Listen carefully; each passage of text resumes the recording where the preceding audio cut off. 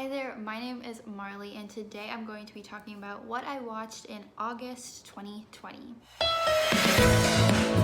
I'm going to be mentioning some TV shows and some movies that I watched, what I thought about it, if I would recommend it, that kind of thing. I did this last month, so you can check that video out here or here. But anyways, let's just get into the TV shows that I watched this month. First and foremost, this was definitely a highlight of the month, but I watched The Umbrella Academy Season 2. This is a show on Netflix and it follows a superhero family and it is based off the comic books or graphic novels. Basically, it is about this adopted family of people with superpowers and they are trying to stop the end of the world from happening. Now, season 1 came out last summer and I liked it, but I had a little bit of mixed feelings. I felt like they were going for something and they didn't quite hit it. Like they wanted this kind of funny superhero show with a lot of like light moments, but then there were also a lot of like boring moments. But this season I feel like they really hit the mark. There were so many fun moments and we also got to know the characters I think a lot better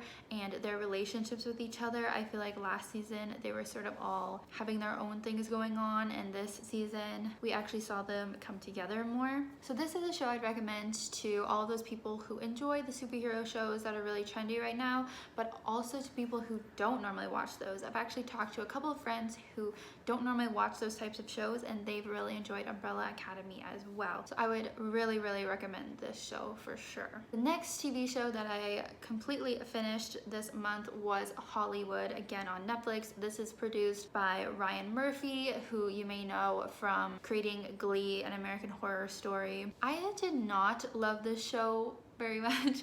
Basically, it is about Hollywood in the 60s, I believe. Yeah, I think it was the 60s, and it is about a bunch of actors, writers, directors that are trying to make it in Hollywood. Some of them are gay, some of them are people of color, and it's just kind of about the struggle that those specific people have or had during that time. Even now, I'm sure those types of people still struggle, as we've seen, especially in 2020. There's a lot of issues from the past that are still relevant today. But anyways, it really focuses on the struggles that they had in the 60s getting into the film industry in Hollywood. Why I didn't like it, there was a lot of prostitution. I'm not saying I didn't like it because of that, but I didn't love it, I guess. I basically felt like all the male characters got a lot more focus and a lot more development than any of the female characters, especially the main female black character, who I'm forgetting names at this point because I watched it weeks ago, but I just felt like her character was so important to the show, but I didn't feel like her character was like fleshed out enough.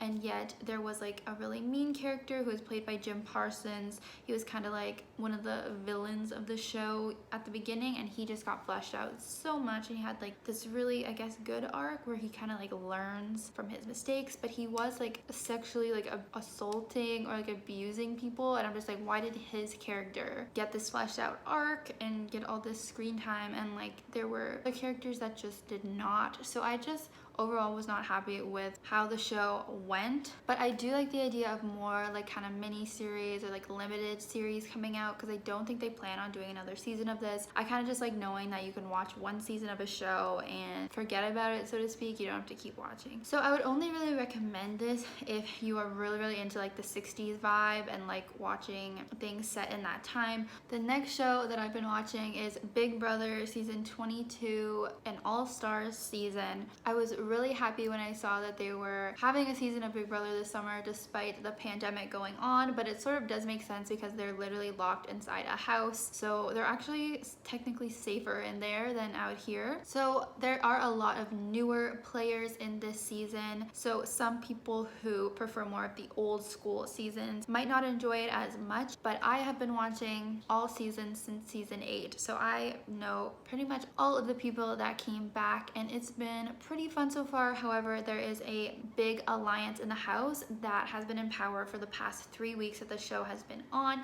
and it is starting to get a little bit boring because it's just the same group of people that are in power and nothing's really being shaken up so far. So I will say I'm a little bit let down so far by the All-Star season, but I am praying that this week someone different will get power so it can be a little bit more interesting. The next show that I watched on Netflix was The Babysitters Club. This is a show where the main characters are all in 7th grade, so I don't really think I was like the target demographic for this show. However, I really did enjoy it. It was super cute. This is obviously a remake slash an adaptation of The Babysitters Club that I was familiar with growing up. I believe I read some of the books in the book series. I don't know if I watched, I think there was a movie. I'm not sure if I watched that, but it will have some like nostalgic elements for those who are familiar with the Babysitters Club from when you grew up. But it does deal with more like current topics, and I think it was really great. We had, well, how many girls are there? Like 5 or 6, and they're all pretty diverse in like their backgrounds, and each episode tends to focus more on one girl and like what she's specifically going through. There's things like divorce, there's things like having health issues, I think it's diabetes that the girl has, there's, you know, school issues, boy issues, there was a transgender storyline in it. There's a lot of good stuff in there, and the episodes were pretty short. I like when Netflix does this where they have really short episodes, like half an hour instead of like over an hour, which just gets to be too much. So it's a really quick watch and it's really cute. I would recommend it to you and to any children that you may know. Another show I watched just recently this week was When They See Us on Netflix. This is a limited series that came out I think last year, and I've been dying to watch it since. It is based on the true story where 5 Black or Hispanic boys, and I'm talking boys like 14 to 16, were charged and convicted for a rape of a white woman when she was jogging through Central Park. And it is extremely upsetting to watch this. These boys were innocent. All they did basically was be in the park, and the detectives found a way to blame them just because they were Black basically, and they were in the wrong place at the wrong time. And we see how the police took advantage of them and abused them mentally and physically to get them to admit that they were a part of the rape when they were not, and then it was just too late to get out of it. So I would recommend this especially during this time, just to like understand what a lot of like Black youth have to go through. It was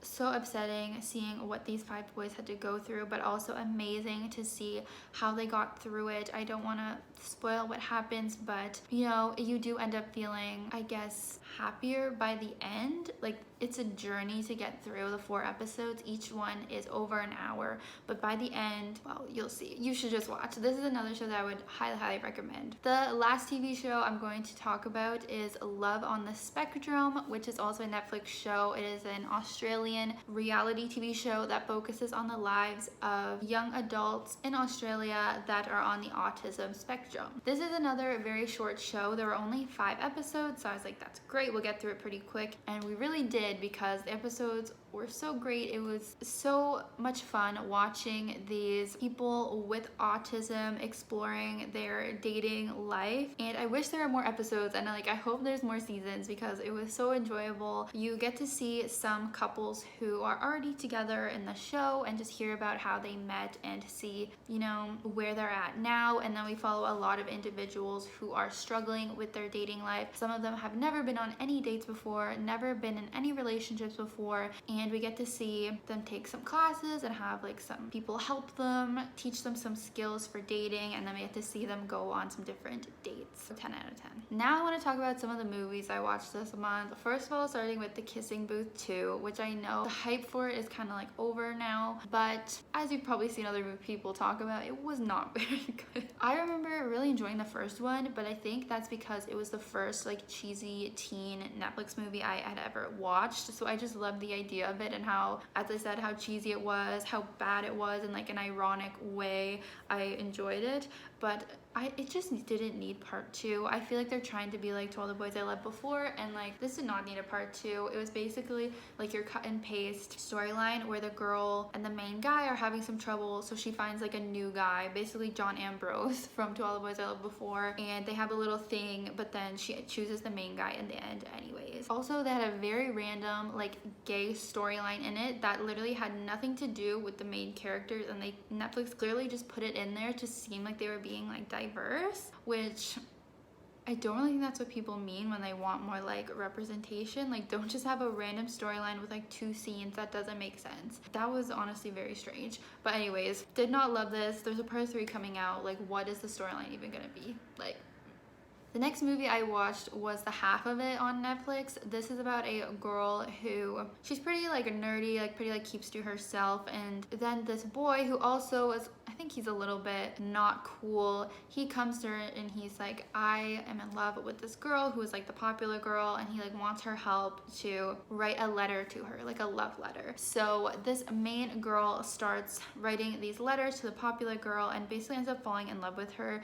but the popular girl thinks it's the boy that's sending them, so there's a lot of like confusion there. And I thought this was gonna be a really cute like sapphic love story, and I guess it was, but like not enough. Like, it wasn't exactly what I wanted. I was sort of confused throughout the movie, like of which ship we're supposed to be rooting for within the 3 characters, and I just kind of wanted more from like the lesbian romance in that, so I wouldn't really recommend that one either, but it was okay. It was okay. Another movie I watched this month was Happy Death Day to You, which I adored. This is one I would definitely recommend. If you haven't watched Happy Death Day, the first one, definitely watch that. It's basically like a retelling of Groundhog Day, where the girl keeps waking up reliving the same day where she gets murdered. It's also her birthday, and she has to try and figure out like who keeps killing her, and then that is basically what solves her waking up every day. Like, she has to solve the murder so she'll stop waking up every day. So I wasn't sure how they were gonna do the second one, but they did it in a really cool way. I don't want to give too much away, but you find out sort of more background as to why she kept waking up and reliving the same day, and you get a bit of like a new mystery, which honestly the mystery wasn't as good as the first one,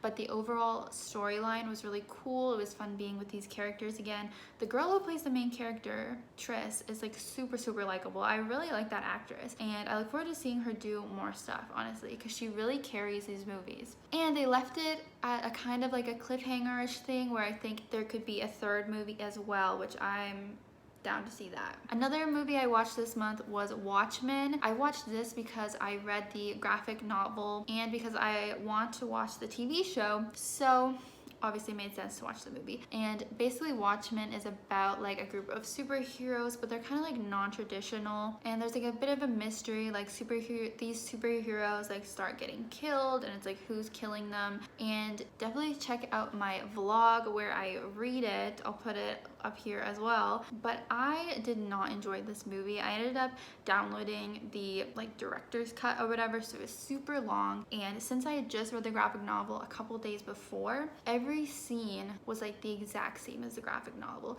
which maybe for like a hardcore fan they would be happy with that, but as someone who had just read it, like it was kind of boring to just see the exact same scenes and exact same story play out. So maybe that was on me. I should have put more time in between reading and watching, but it just made it a little bit boring for me. Next movie I watched was Work It on Netflix. That's the one with Sabrina Carpenter, the guy who played John Ambrose, and Liza Koshy. I was so excited for this movie when I saw the trailer. It has to do with dancing and it looked like so much fun, but I was definitely disappointed by it. I feel like the script could have been better. I feel like the actors did a pretty good job. This is the first time I've really seen Liza Koshy in a movie, and I think she did a good job. She's a pretty good actress. I just felt like her lines that she was given weren't great, but like her delivery was good. So I do kind of look forward to seeing her do more stuff. The dancing was okay.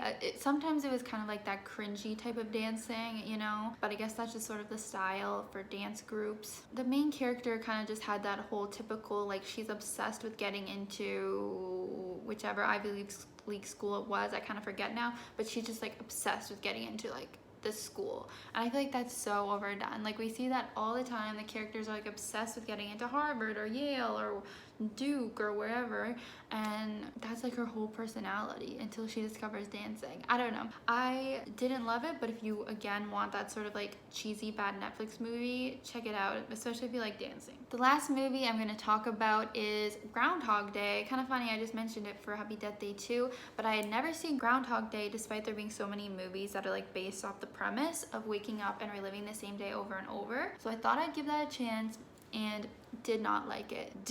Did not like it. You can tell it is outdated, obviously, but the thing is, it came out in the 90s, like 93, so I was giving it the benefit of the doubt, like, oh, it's old, but like, I've seen older movies that aren't that bad. Like 80s movies are great, so why was this movie so bad? Like the sound mixing, I guess you would call it, was really bad. Like one of those things where it was so loud during the music, but then the talking was so quiet, so I had to constantly be like changing the volume. And then the story, I didn't love Bill Murray. I thought I liked that man, but I did not enjoy his character, or I guess his performance. I honestly hated his character, which was sort of the point, because he's supposed to be like mean at the beginning and then become nicer by the end, like your typical story like that. But I continued to hate his character for pretty much the whole movie. Even though that's the point of it, I think normally in movies where there's like a mean character, you can normally like sort of like them. Think of like, I don't know, Sandra Bullock in The Proposal,